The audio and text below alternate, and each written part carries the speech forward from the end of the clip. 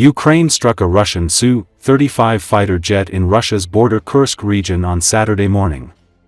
The Ukrainian military reported on Telegram app that, as a result of a successful Air Force operation in the Kursk direction, a Russian Su-35 fighter jet was shot down, without giving further details. The Air Force published aerial footage showing what it says is the downed jet, its wreckage in flames.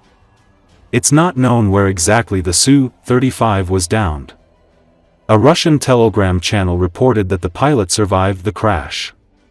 It should be noted that Russia is believed to have lost 7 Su-35's fighters since the full-scale invasion of Ukraine 2022. Su-35 is fourth general fighters that is widely used in Russia's war of invasion. The downing of Su-35 fighter jet follows Ukraine's successful spiderweb operation that destroyed over 40 strategic bombers in 4 military airfields deep in Russian territory.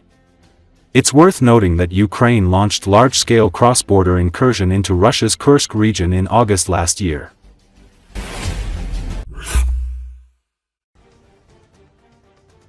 June is turning into an ill-fated month for Russia's armed forces, with a daring Ukrainian drone attack on airfields stretching from Siberia in the east to Murmansk in the north that Ukraine claims destroyed 41 large planes, or about one-third of Russia's strategic bomber fleet. Before the month ends, Russia will probably suffer its millionth casualty since its full-scale invasion of Ukraine in February 2022, based on current trends of about 1,000 to 1,200 soldiers killed or injured every day. No Soviet or Russian war since World War II has even come close to Ukraine in terms of fatality rate, said the Center for Strategic and International Studies, a think tank in Washington. Ukraine has sustained nearly 400,000 casualties, it added, with between 60,000 and 100,000 deaths. In the northeastern Kharkiv region, Russian forces have advanced on average of only 50 meters per day, according to the study. That is slower than the British and French advance in the Battle of the Somme in the trench warfare of World War I. The slow rate of advance has meant Russia has seized only 1% of Ukrainian territory since January 2024, which the authors called a paltry amount. Russia now occupies around 20% of Ukrainian territory, including the Crimean Peninsula that Moscow annexed in 2014. But Russia's dwindling territorial gains have not led to a change in strategy. To sustain Russia's staggering rate of casualties, the Kremlin has enlisted convicts from its prisons and welcomed more than 10,000 troops from its ally North Korea. But it has left the children of Moscow and St. Petersburg elites largely untouched.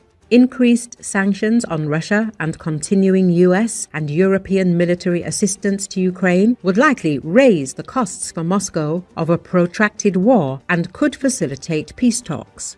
Russia's poor performance has likely been caused by several factors. The Russian military's reliance on dismounted infantry and mechanized forces to take Ukrainian territory, Russia's failure to use operational fires in a coordinated way that enables maneuver, and Ukraine's effective utilization of defense in depth.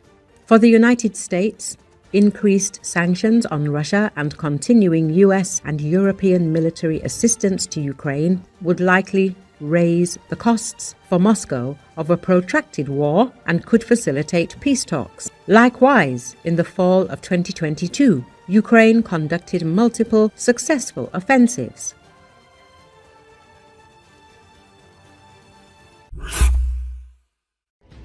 Following its daring military operation that crushed dozens of strategic bombers deep in Russian territory last week, Ukraine is now preparing for another major attack on Russia, Washington Post has reported, citing unnamed intelligence sources.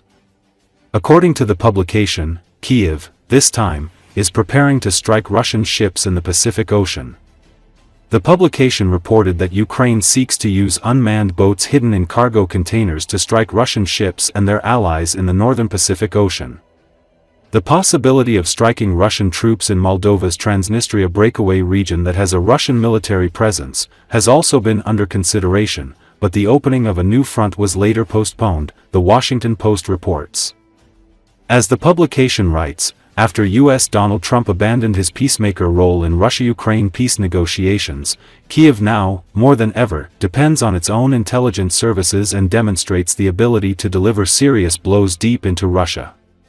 Amid the deadlock in the 3 years of war of attrition, Ukraine's main counterintelligence agency, the Security Service, also known as SBU, carried out its audacious attack on Russian military airfields in an attempt to reset the negotiation process. The operation codenamed Pautina or Spiderweb, was prepared for a year and a half and targeted 4 military airfields across Russia on Sunday. Ukraine reported that the SBU hit Russian nuclear-capable bombers in the attack and inflicted Russia military losses amounting to $7 billion. The Spiderweb operation proved that nowhere in Russia was safe and underlined how vulnerable Kremlin was. Following the surprise attack, the Russian army started moving its bombers away from Ukraine border.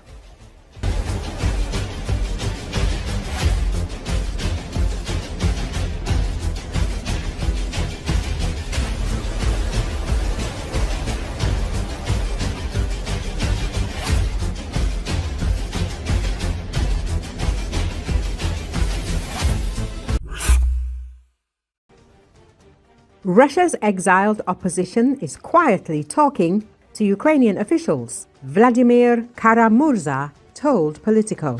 Kara-Murza, a former political prisoner who was released from a Siberian prison in a prisoner exchange last year, said there is a dialogue going on behind the scenes. He said the discussions with Ukrainian officials are not public.